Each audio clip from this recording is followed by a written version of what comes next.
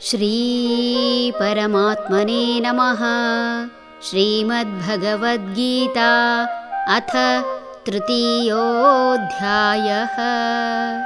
ಕರ್ಮಯೋಗಃ.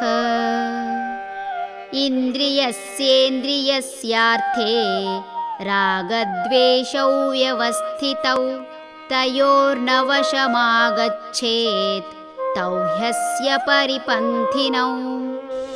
ಪ್ರತಿಯೊಂದು ಇಂದ್ರಿಯಗಳಿಗೆ ಸಂಬಂಧಿಸಿದಂತೆ ರಾಗದ್ವೇಷವಿರುತ್ತದೆ. ಅವುಗಳ ಬಲೆಗೆ ಯಾರೂ ಬೀಳಬಾರದು, ಏಕೆಂದರೆ ಅವೇ ಅವನ ಶತ್ರುಗಳು.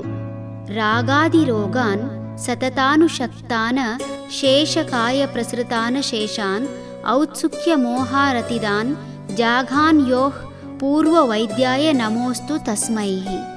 ಈ ಶ್ಲೋಕವನ್ನು ವಾಗ್ಭಟನ ಅಷ್ಟಾಂಗ ಹೃದಯದಲ್ಲಿ ಕಾಣಬಹುದಾಗಿದೆ.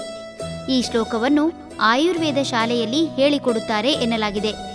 ಈ ಶ್ಲೋಕದ ಅರ್ಥ ಹೀಗಿದೆ: ಇಂದ್ರಿಯ ಬಯಕೆ, ದ್ವೇಷ ಮತ್ತು ಭ್ರಮೆ, ಅಂದರೆ ರಾಗ, ದ್ವೇಷ, ಮೋಹ, ಈ ಮೂರು ಅತ್ಯಂತ ಘೋರ ಸ್ವಭಾವಗಳಾಗಿವೆ.